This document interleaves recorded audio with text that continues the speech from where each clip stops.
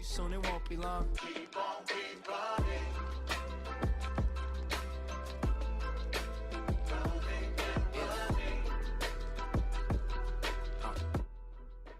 Salut à tous, alors aujourd'hui je vais vous montrer comment faire pour installer le petit signal qui nous permet d'ouvrir les trappes des Tesla. Alors vous allez voir, c'est un tuto tout simple.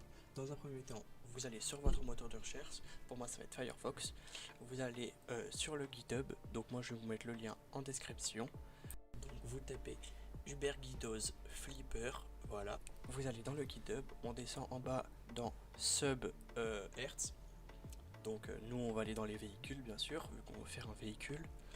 Alors, le véhicule il est là. Donc nous on choisit les Tesla. Une fois qu'on est dans Tesla, maintenant ce qu'il va devoir faire, c'est qu'on va devoir télécharger tous les signaux pour ouvrir les trappes des Tesla. Alors c'est très simple, on fait donc télécharger tout simplement. Voilà, une fois qu'on a téléchargé, hop on clique voilà. Et on va faire ça avec tous les signaux. Alors dès que vous avez téléchargé tous les signaux, donc je vais vous montrer tout de suite comment on fait. Donc vous faites bien avec tous les signaux. Donc moi j'ai tout téléchargé, voilà c'est ici. Donc vous allez sur le firmware de Bruce. Donc, il y a déjà un tuto où je vous montre comment on fait. Une fois que vous êtes là, vous allez copier tous les signaux. Donc c'est du glisser-déposer. Donc vous faites bien jusqu'au Bruce config. Bruce conf, vous faites pas le Bruce conf, vous le faites pas. Donc vous faites ça avec les autres. Oui c'est en bas, voilà. Une fois que vous les avez téléchargés, donc ça prend pas beaucoup de temps, vous inquiétez pas.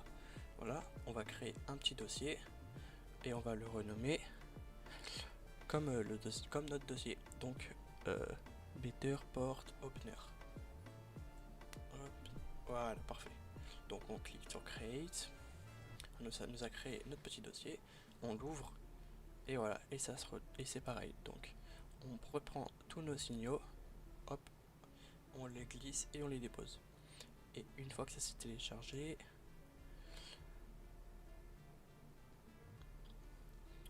voilà, donc ça prend un petit peu plus de temps.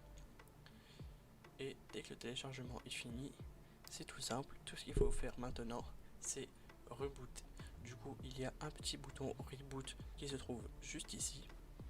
Et une fois que vous avez reboot, ça va redémarrer votre M5 stick avec tous les signaux installés dedans. Voilà, j'espère que ce petit tuto vous a plu.